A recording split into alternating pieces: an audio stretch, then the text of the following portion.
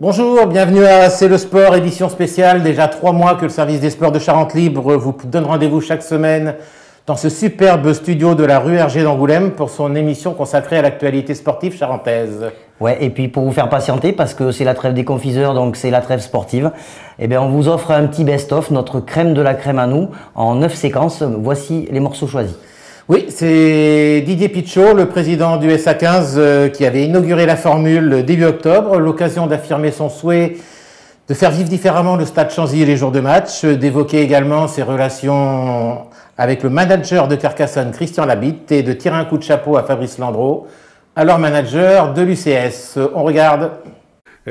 Si l'ambiance est là, je pense, j'ai même demandé à mes équipes de réfléchir un petit peu. Je pense que le rugby, il faut qu'on apprenne à le vivre différemment. Je voudrais presque qu'un match de rugby, il démarre à 15 heures au club, quoi. Est-ce qu'on peut pas imaginer, c'est un spectacle, et quand on va au spectacle, il faut la totalité. Je pense qu'il nous faut un hors-d'œuvre, il faut qu'on arrive à trouver une solution pour meubler toute l'après-midi, afin que ça soit un lieu de vie, à partir de 15-16 heures jusqu'au match à 19h30 et qui se prolonge jusqu'à 23 heures. Ce matin, dans les colonnes de la Charente Libre, Christian Labitte, le manager de Carcassonne, vous rendait un bel hommage. Je cite, ils ont fait de ce club quelque chose de beau. Vous l'avez lu?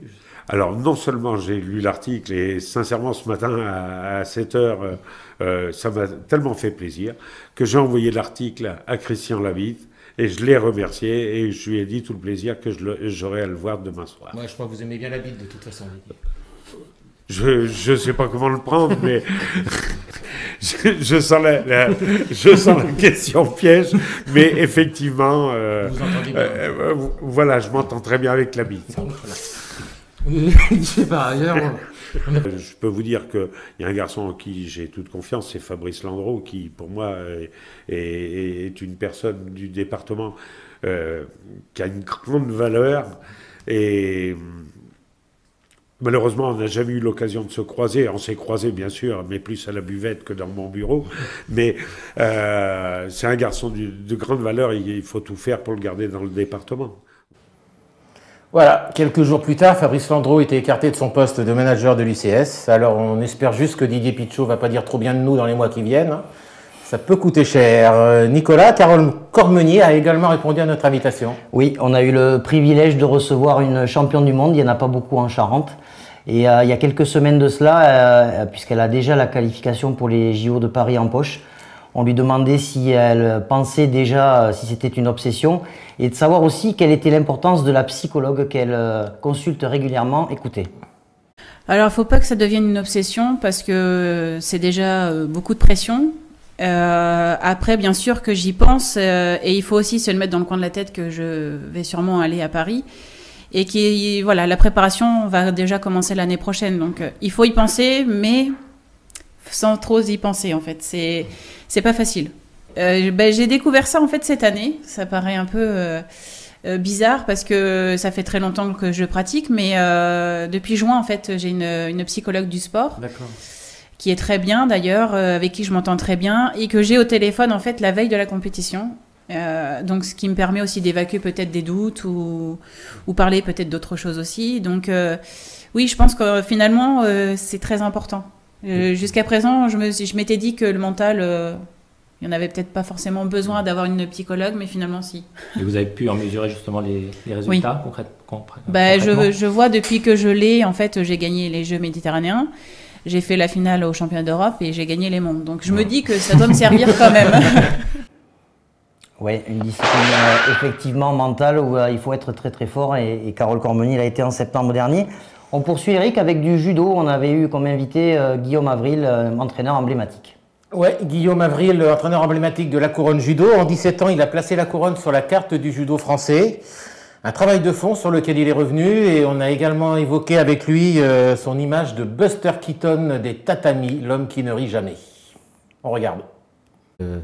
La couronne aujourd'hui, c'est 700 licenciés, c'est ça? Ouais. Couronne Grand Angoulême, présent dans une douzaine de communes. C'est ça. De Charente.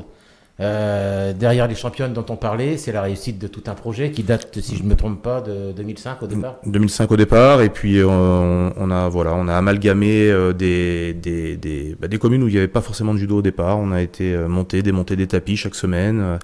On a réussi à créer des emplois à temps complet pour les collègues, et puis voilà, le groupe a grossi et on essaye d'avoir une école de qualité pour justement amener cette élite, parce que nous on ne capte pas d'athlètes, on est obligé de se les former, hein, on est obligé de c'est du cru, hein, c'est-à-dire que toutes les filles dont on parle ou les athlètes dont on parle, c'est des gens qui vivent dans les 20 km qui environnent la couronne. Donc voilà, on essaye de mettre en place des choses cohérentes et puis bon, ça marche à notre niveau. Voilà, ça sera difficile de faire plus, mais pour l'instant ça va pas trop mal. Ouais. Apparemment, les judokas avaient un peu peur de te poser la question. Il paraît que vous rigolez jamais. C'est ce qui se dit, ça, parce que moi j'ai l'impression de rigoler tout le temps, mais c'est ça, tout le monde dit ça, hein, même mes élèves quand je suis dans ma vie de prof. Je me rappelle que vous êtes prof à Blanzac. Ouais, c'est ça, et je sais pas, j'ai cette réputation-là. Moi je sens pas les choses comme ça, j'ai l'impression d'être plutôt gentil, avenant, mais c'est quelque chose qui revient de temps en temps, mais voilà, c'est mon faciès qui est comme ça. Faut vivre avec, c'est comme ça. Merci. Voilà, Guillaume Avril, l'homme qui rit intérieurement, mais toujours de bon cœur, hein, Nicolas. Du hand maintenant, avec Rémi Faugère de l'ETEC. Oui, alors là, on était au tout début de cette aventure C'est le sport, avec l'entraîneur de l'entente territoire Est-Charente, qui évolue en National 2. Il était l'un de nos premiers invités parce qu'ils avaient réalisé un excellent début de saison. Ils ont confirmé depuis, puisqu'ils sont premiers à la trêve hivernale, puisqu'ils reprendront après l'Euro de hand, qui aura lieu début janvier, ouais. Et à l'époque, on était allé interroger son joueur, Lansana Sako, qui avait une petite question à lui poser, et on l'écoute et on prend acte au cas où ça veut bien rigoler pour les rugbyficaldiens en fin de saison. Si on monte en N1, est-ce que tu es capable de te faire une teinture rose? Pas mal ça. On est obligé de répondre aussi favorablement à ce genre de défi, parce que forcément ça sera aussi une grande réussite pour tout le monde, et il faut savoir aussi quand ils reprochent un peu des fois ou d'être dur ou de les faire un peu trop courir et rendre l'appareil par ce genre de défi. Non, il n'y a pas de souci, si ça peut les amuser, il n'y a pas de problème. Donc, ça sera une grande réussite, c'est enregistré, c'est noté. Voilà, et on vous réinvitera avec la teinture rose en juin prochain. Ça va dire qu'il y a une belle réussite pour le club, pour tout le monde, pour les joueurs, donc ça sera très bien. Toujours avec humour, Rémi Faugère, et on passe d'un ballon à l'autre, Eric, avec du football. Oui, du football avec l'entraîneur de la CFC, David Giguel, que l'on avait reçu avant le 7e tour de la Coupe de France contre Trélissac à Lebon. David Giguel, ancien joueur de Rouen, qui était revenu sur le match qu'il avait joué avec son équipe face au grand OM de Bernard Tapie, champion d'Europe 1993. Avant d'évoquer l'éternelle magie de la Coupe, qui était passée par Merpin également au 7e tour. On revoit ça. Alors, la Coupe de France, c'est des émotions particulières. On va regarder une vidéo qui va vous rappeler quelques souvenirs. C'était il y a quelques années quand vous étiez joueur. En régie, on peut lancer peut-être la vidéo de ce match. C'était quel match? C'est contre Marseille, en effet. Dobrovolski qui tombe 5 mètres avant. Monsieur Ramos, de mémoire, qui siffle penalty. On ne sait pas s'il a trouvé des trucs quelque part chez lui, dans le jardin, ou dans la salle de bain, ou dans la cuisine. Mais toujours est-il qu'on peut voir qu'il y a... En plus, il n'y a pas un gros contact. Il n'y a pas un gros contact, il est en dehors de la surface. Donc, non, mais en tout cas, c'est un énorme souvenir parce que... Pour resituer, pardon, c'était 1993, je crois. Tout à fait, tout à fait. Moi, j'étais pas dans le 11 titulaire, mais j'étais sur le banc. Ça avait été une fête mémorable. On avait vu arriver toutes les stars de Marseille. Bernard Tapie qui était venu sur le terrain. Donc, les plus jeunes, c'est l'année où ils ont remporté la Ligue des Champions. Exactement, c'est l'année où ils gagnent la Ligue des Champions. Donc, moi, pour l'anecdote, moi, je sors du vestiaire, je vais aux toilettes. Donc, on avait des toilettes qui étaient les mêmes pour les deux équipes. Et il y avait un urinoir à droite, un urinoir à gauche et un urinoir dans l'axe. Et je rentre, il y avait Boxic à droite et 2 saillies à gauche. J'ai regardé, je dis, oh putain, si je rentre, il va être costaud quand même. Des scènes de joie, des images aussi dans les vestiaires.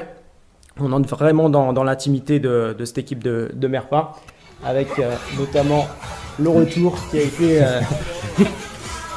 assez mouvementé pour les joueurs de Merpin, qui ont fait une petite pause sur l'autoroute. Oui, le patron de la station-service va s'en souvenir, je pense, longtemps. La chenille merpinoise, c'est une ambiance particulière, toujours la coupe surtout quand on joue des équipes qui sont au-dessus. Quoi qu'on en dise, le fait qu'il y ait élimination directe après le match, ça engendre des émotions différentes. En championnat, tu peux toujours te dire, bon, voilà, il y a encore le match d'après, puis le match d'après, puis le match d'après. Mais là, le fait de se dire, voilà, à la fin, si tu gagnes, t'es qualifié, ça engendre ce genre de réaction, ce genre d'émotion qu'on peut partager. Et c'est vraiment totalement différent d'un match de championnat. Bon, ben on va pas dire qu'on file la poisse côté émotion, Nico, mais enfin, l'aventure de la CFC et de Merpin s'est arrêtée à ce 7e tour de Coupe de France. Allez, retour au rugby avec Guillaume Ajac. Oui, Guillaume Ajac qui est manager comblé puisqu'il a vécu une montée en Fédéral 1 au printemps dernier, au terme d'un suspense incroyable, une fin de match folle. À l'époque, on lui avait montré les images et on avait senti cette pointe d'émotion quand il revoyait cette pénalité passée par David Eduka dans les arrêts de jeu. Et puis il évoque également certaines superstitions personnelles qu'il a quand il aborde un match, on regarde. Ça fait partie de ce qu'on recherche dans le sport, c'est vivre des émotions comme ça, voilà, de partager ça avec, on le voit avec des supporters, avec des jeunes du club, avec les partenaires. Enfin voilà, c'était une superbe après-midi. En tout cas, à partir de la 88e, elle a été superbe parce que ça a été quand même très stressant. Ouais. Ça a été un parcours qui a été très long. On a bataillé longuement sur ces matchs de Fédéral 2 et puis le système de montée, voilà, on est allé le chercher au bout du bout. Donc, mais c'est un super souvenir, c'est des très belles images. Je les ai déjà regardées quelques fois. Le dernier essai, voilà, qui fait exploser tout le stade et tout le banc, avec en plus l'incertitude parce qu'on était presque même perdu dans le nombre d'essais, les machins, les trucs. Donc voilà, mais en tout cas, ouais, c'est un super souvenir et ça restera gravé à jamais pour l'UBJ. Ouais. Vous êtes du genre un peu trouillard ou pas du tout? C'est pas le genre de la maison? Non, j'ai pas je pense pas avoir peur au niveau des enjeux ou de la pression. Après, je suis très superstitieux par contre. Ah oui? Ouais, mais bon, ça c'est beaucoup de sportifs. Un exemple? Ouais, ça va loin, hein, mais le même caleçon tous les dimanches? Non, mais ça peut. Ça quand je jouais, oui. Mais voilà, ça va être ouais, sur certains rituels, on va dire, d'avant-match. Voilà, certaines choses que je vais faire ou pas. Voilà, puis j'accorde des petits détails. Être le 9e présent à l'émission, ça me plaît. Le chiffre 9, ça m'a toujours plutôt réussi. Donc voilà, c'est des détails, j'aime bien. Voilà, des rituels, on va dire. Alors la capitaine de l'ASJ Soyaux de football, Tsiga Tandieu, elle n'a pas parlé de superstition, Eric, mais lors de son passage, elle s'est livrée sans retenue et nous a fait quelques confessions. Ouais. Tsiga Tandieu, capitaine de l'ASJ Soyaux, au club depuis 15 ans, elle était parfaitement placée pour évoquer tout le travail de fond qu'il y a à faire dans ce club qui souffre actuellement. Elle est également revenue sur son engagement contre l'homophobie, qu'elle avait plaidé au concours d'éloquence de la Fédération française au printemps dernier, dont elle avait pris la 2e place avec brio. Et pour terminer, elle a renvoyé à ses études sa jeune et impétueuse coéquipière Agathe Donard, qui s'était questionnée sur son avenir. On revoit la vidéo. Une structure très familiale pendant 20 ans à Soyaux, que vous avez connue en arrivant. Oui. Effectivement, avec même des joueuses du cru, ici du centre de formation, des coachs qui ne bougeaient pas beaucoup. On a complètement changé de configuration. Oui, ça n'a plus rien à voir. Je pense que c'est un travail de fond à refaire. Quand vous parlez des jeunes du club, il faut retravailler notre formation, notre pré-formation. Parce que depuis quelques années, il y a de moins en moins de jeunes du club, vraiment quand je dis du club, qui ont fait leur gamme chez nous, qui arrivent en équipe 1. Il y a eu Anna Clairac, il y a eu Camille Collin, après plus rien du tout. Donc vraiment, il y a une restructuration totale à effectuer. Bon Tsiga, j'ai une deuxième question pour toi. En fait, moi j'aimerais bien prendre ta place. Du coup, j'aimerais savoir comment je fais pour avoir le brassard, s'il te plaît. Je comprends mieux pourquoi vous voulez me tacler à l'entraînement avec l'essai. Et pour répondre à la deuxième question d'Agathe. Alors le brassard. Un peu de patience, Agathe. Je dirais de la patience, rien d'autre. Pourquoi vous avez choisi le thème de l'homophobie? C'est un clin d'œil particulier? Ouais, c'est un rapport déjà direct avec qui je suis. Et de ce fait, j'avais envie de défendre cette cause. Je me suis dit que j'avais l'opportunité d'avoir une tribune. Donc je m'en suis servi quoi de mieux que de parler de quelque chose qui nous concerne. Donc, c'est ce que j'ai voulu faire. C'est une fierté quand même, ce prix. Ouais, non, c'est une fierté parce que c'est beaucoup de travail personnel, d'investissement, c'est une mise à nu. Donc, forcément, on se dit que ce qu'on a dit, le message, il est passé, quoi. Moment touchant de Siga Tandia.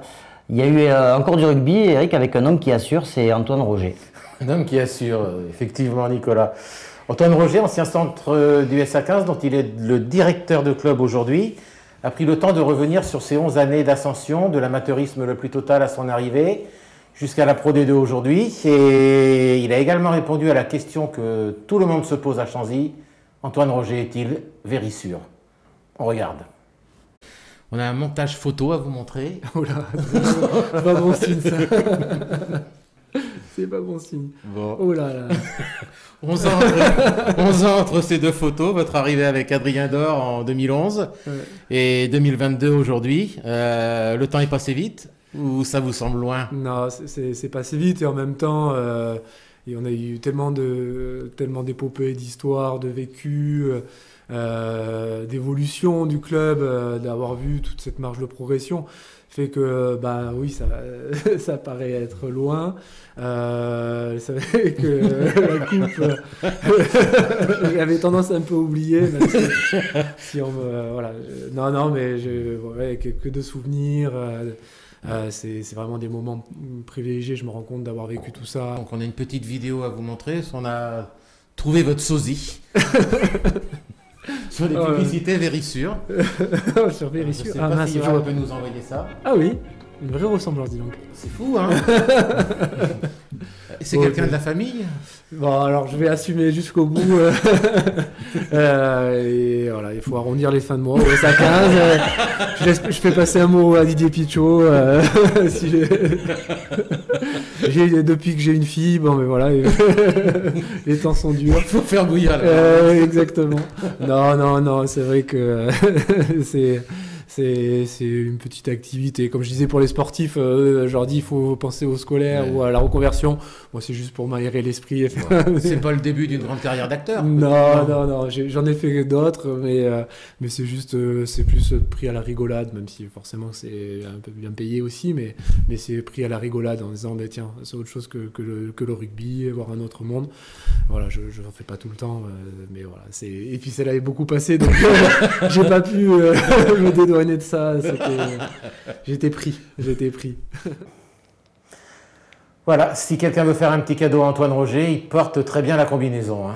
Donc le message est passé. On termine, Nicolas, avec Greg Black, notre dernier invité en date. Ouais, on a été chanceux, Eric, puisqu'on a 2 champions du monde en titre. Ils sont déjà venus tous les deux dans notre émission. Greg Black, triple champion du monde d'endurance, qui nous a annoncé d'abord un petit scoop, parce qu'il reste dans l'équipe prestigieuse du CERT la saison prochaine. Personne ne le savait jusqu'à présent. Et puis on termine d'une manière un petit peu plus légère avec un quiz où il a été incollable, imbattable, formidable. Écoutez. Il est vrai qu'après, il faut revenir aux bases. On se dit pourquoi on reste dans une équipe, pourquoi changer. Finalement, on sait que la Suzuki reste une des motos les plus fiables, l'une des plus performantes. Je connais très bien l'équipe, je suis très bien avec, je me sens très bien avec la famille Suzuki. J'ai une bonne place dans l'équipe, donc j'ai vraiment aucune raison d'aller partir ailleurs pour l'instant. On va voir si vous êtes calé dans votre discipline, j'espère. Hein. Si je vous dis enrouler du câble, qu'est-ce que ça veut dire? Accélérer fort, accélérer. Ouais. Mais maintenant, attention, c'est ride by wire, maintenant c'est électronique, il n'y a plus de câble. Donc cette expression va devoir tomber à l'eau. Si je vous dis jardiner. Jardiner, c'est souvent aller tout droit, aller dans un bac à gravier, dans l'herbe, ça arrive quelquefois. Ça vous arrive souvent? Quelquefois. Faire une virgule. Une virgule, souvent, c'est quand on accélère un peu trop fort sur l'angle et qu'on fait une glisse, en fait, tout simplement, on fait une glisse et c'est généralement sans tomber. Oui. Après, ça passe au high side et là, normalement, ça pique un peu plus. Ce qui vous est arrivé il n'y a pas très longtemps. Et ouais, aux essais au 24 heures du Mans, on a eu un petit souci électronique sur la moto dans un virage à plus de 180, donc je suis passé par-dessus à 2-3 mètres de haut. Je me suis cassé le talon, c'était pas très agréable. Mais bon. Et dernier, sarsouiller, vous connaissez ça? Sarsouiller, ouais, c'est entre pilotes, c'est un peu se doubler, se dépasser, se tirer la bourre. Se tirer la bourre, quoi, voilà. Ouais. Bon, il est calé. Ça va, je suis calé. Il est calé. Je suis moitié français, mais ça va, je connais les expressions. 4 sur 4, félicitations, Greg. 4 sur 4 donc pour Greg Black, peut-être un signe avant de partir à la conquête d'un 4e titre de champion du monde en 2023. Et cette émission spéciale est terminée. Merci Nicolas. Je ne vous demande pas si vous avez déjà fait une virgule. Non, ça ne m'est jamais arrivé. Bon, d'accord. Merci à Kevin et Thierry, journalistes au service des sports, qui ont grandement participé à toutes ces émissions. Merci à Virginie, à Johan et Jean-François. Champagne, messieurs. Merci de nous avoir suivis. Vous êtes de plus en plus nombreux à nous suivre chaque semaine. On se retrouve début janvier pour un nouvel épisode. D'ici là, bonne année à tous et à bientôt. Au revoir. Ouais, bonne fête à tous. Au revoir.